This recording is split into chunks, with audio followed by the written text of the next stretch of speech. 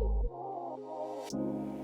what's good everybody, it's Jason here, and today we're going to be looking at my latest single, Bright Side. If you haven't checked it out already, I'll leave it in the description below. And I also did a remix, a live version, with my boy Franklin, so check that out as well, both super dope.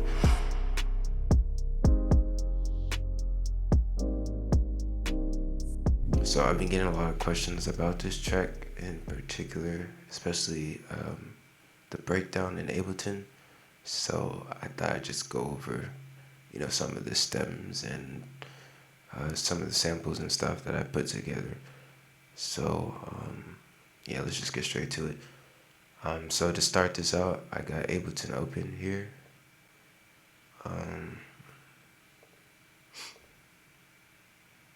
So yeah, to start this out, I got Ableton open here. So this all started pretty much with a guitar sample, which I'll play right here.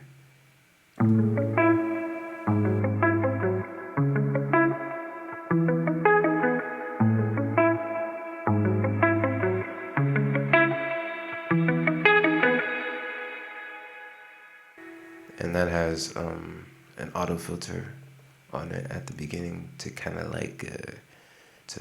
give you that feeling like, like the song's getting started and stuff. So how that was made is actually a bunch of chops right below here that I have. I can solo that right here. Where'd it go? Okay, it's basically just a bunch of chopped samples right here. So yeah, here's the original sample.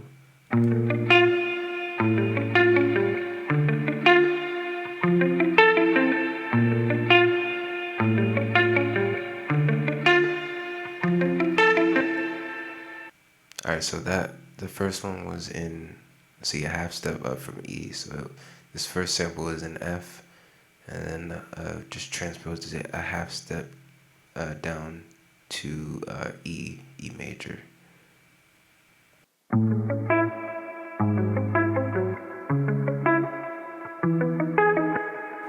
So yeah, that's basically how this started. And then towards the end of that, there's like a swell effect where I just chopped one part and reversed it.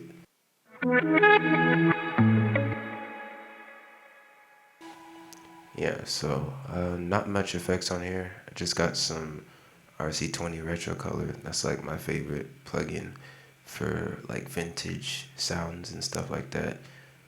The filter, some compression, and then a quarter note delay right here. So once I got done with that, let me see, what did I add? So once I got done with that, I added in the flute right here. This is the flute melody.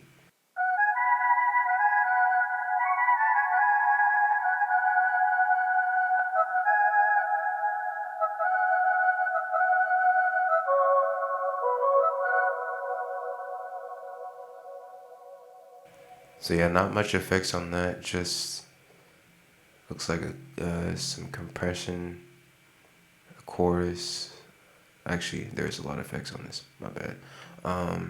There's an effect rack here. This is called Ambient delay chain.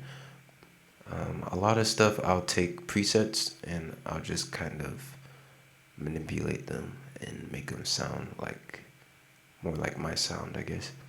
And then there's a vibrato as well on here. This is like a short reverb. I think I put some delay on at first, but it might have got muddy, so I took it off. And then another auto filter. So yeah, after the flute, let's see, we got a couple melodies in here, just kind of like accenting different parts of the song. So like this would be at the beginning.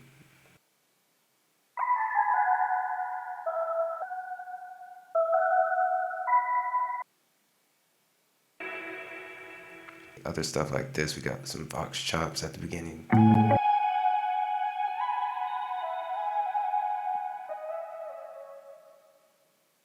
And yeah, I think that's most of the intro. So Oh yeah, there's one more here, one more here.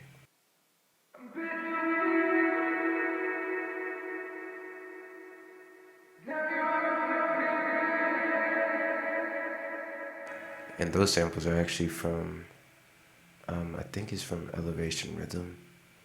So that was also cool to like post other stuff in here.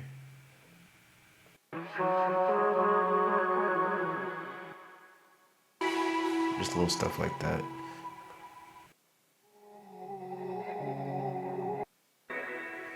So before it gets to the main drop, there's like a big swell and everything.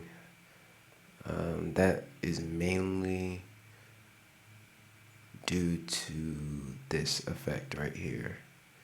This is a hit, a crash hit, but it's like reversed. So by itself, if it wasn't reversed, see, I'll unreverse it. It'd be like this. And then you reverse it, like how I used it, and it sounds like this.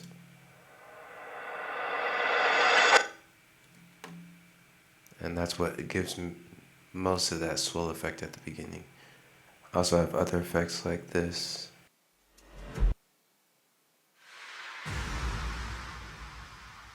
Just little stuff to kind of make it sound bigger when the bass drops. So after that, I guess we can get into the drums or the lead. I'll do the lead first. So here's the main lead once the bass drops in the track.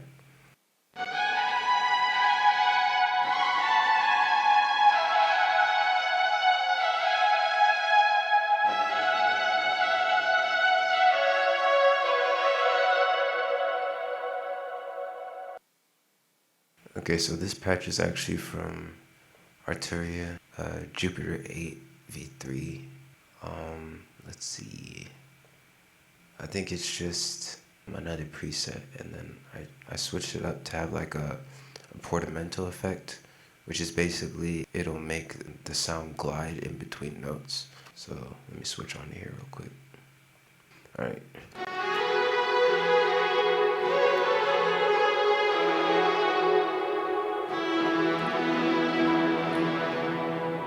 So it gives you that like glide effect between the notes. And then to go along with that, I like layering patches. So went ahead and added this Terrell.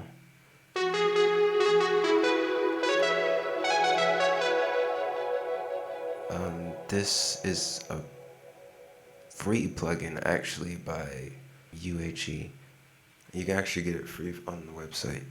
So yeah, there's a modulation up over here. I pitched this up plus 12 because I think I made this melody on my computer, on like the keyboard, I think, and I didn't feel like going up an octave with my hand, so I just kind of used this plus 12 pitch, and you can use this on anything in Ableton. I'll usually use it when I want a particular part of the keyboard to be lower or higher than it naturally is on the keyboard. So for this Terrell, it's basically just mimicking what the main lead is doing, the Jupiter V. So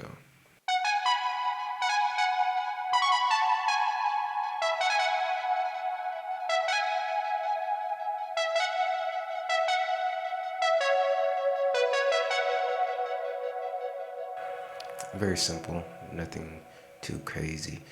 So, along with the drop, we got some Fox chops right here. And what I'll do, I'll use the auto filter to kind of bring them up and down in energy, just because, you know, it doesn't necessarily drive the song, but it gives like that extra sauce, I guess I'm gonna call it. So like that extra flavor is kind of just cool like that, I guess.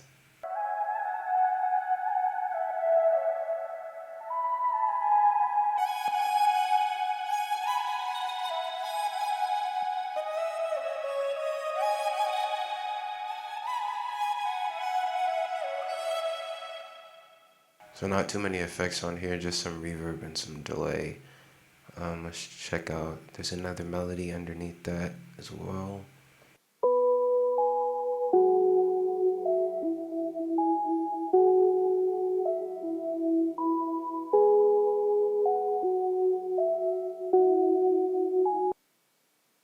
And towards the second part, I bring in another vocal, which you can probably hear is panned to the right a little bit.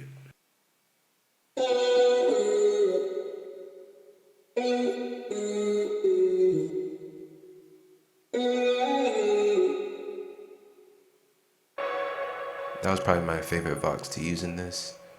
I don't know, I feel like those are melodies that I would naturally play too. So now that I finished most of the vox, is when I start mainly working on the drums.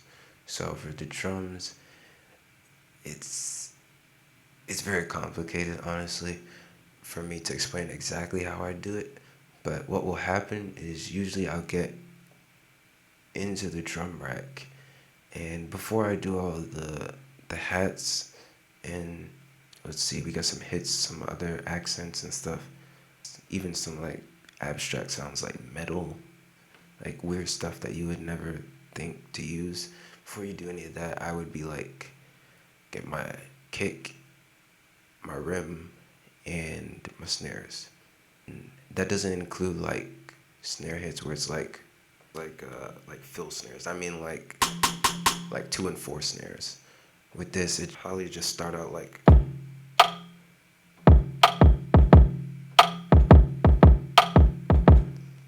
That's where I'll usually start. No hats, no fills, nothing. So let me actually solo this. So here's the main drums. I'm just soloing the main drums right here.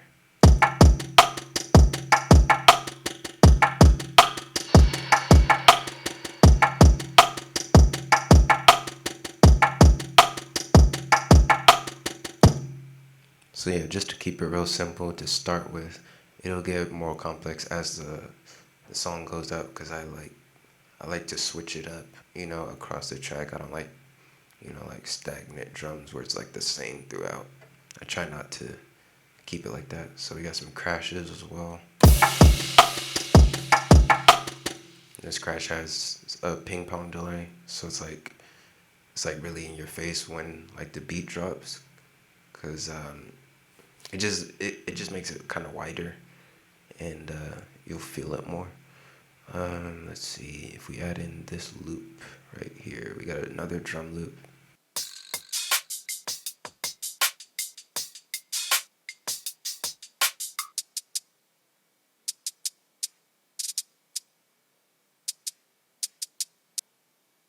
Oh yeah, so those are just like top drums, just like stuff that you layer on top, not necessarily like the main beat, I should say. More like what's the word? Overtones, maybe? Rhythmic overtones, something like that. Not a drummer, I don't know. But yeah, after that we got some synth effects.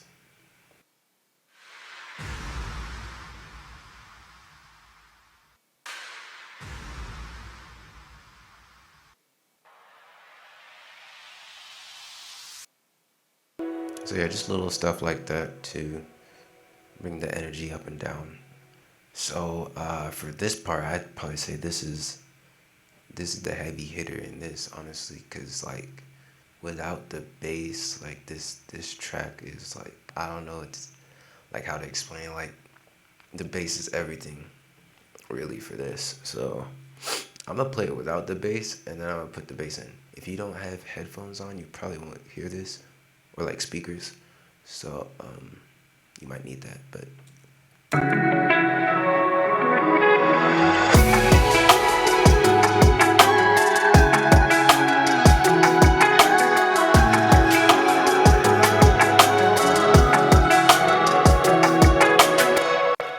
so you can hear it's like super empty already, like there's just no drive. The low end is non-existent. So here we go with the bass.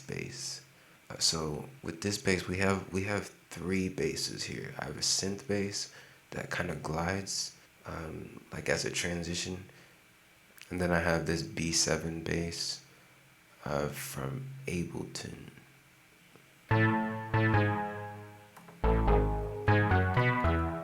It's like it sounds like a toy, honestly, but it really, if you have headphones, it sounds really heavy. And then lastly, I gotta have the 808.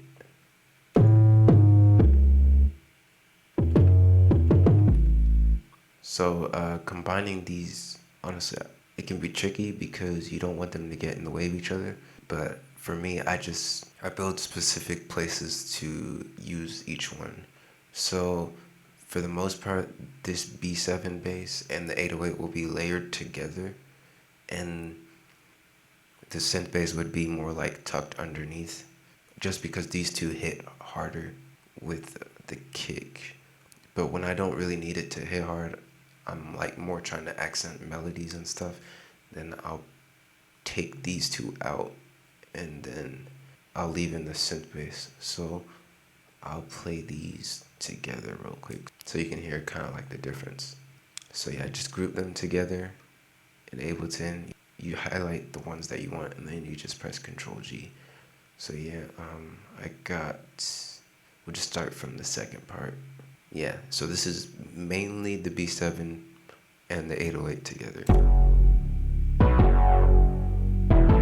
And you can hear the synth bass kind of tucked underneath it. It's kind of like acting like a sub a little bit, not as low.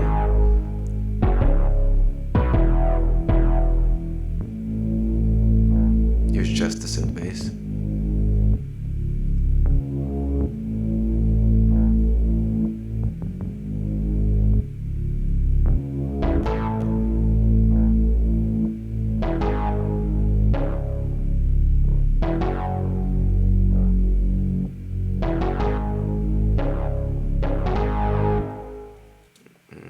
Might have been off quantizing a little bit.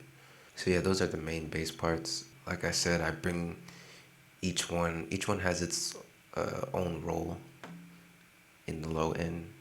So I try not to overdo it. The 808 is kind of the constant in this, I'd say. Even though it's not playing throughout, it's there for all of the main parts. And then the synth bass is more like I say it's more like holding it down, I guess. And then the B7 is kind of like the main one that you would probably be able to hear through speakers, just because it has a good amount of high end and it's kind of buzzy, kind of has like a little distorted effect. So that's one thing that's really good for your basses, having a good amount of distortion, overdrive. Yeah, if you can see on my 808, I actually have a little bit of overdrive on here, just so it cuts through a little bit better, because in a mix it can get lost. The low end can get lost if it doesn't have enough high end. I'm no pro mixer or master. I just do what I think sounds good. So you don't have to listen to like everything I say, but this is just how I do it. And I'm obviously trying to get better and stuff, so yeah. So after the main lead,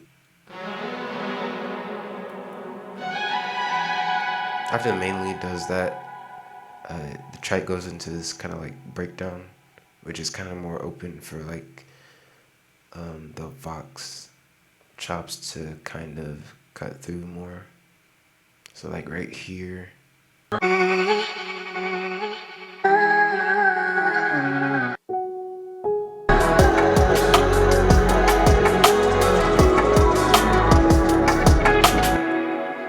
So yeah, that part's not too much going on. It's just we got a couple chops like this sample right here.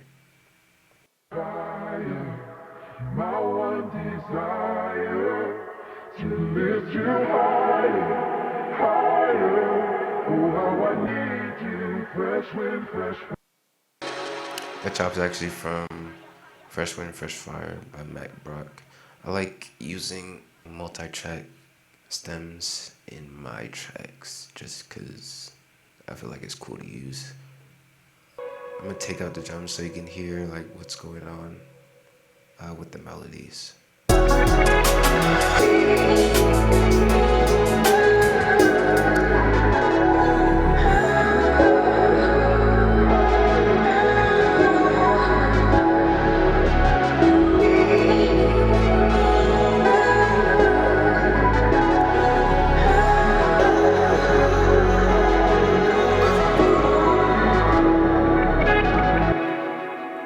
So yeah, it's a lot of different things going on right here.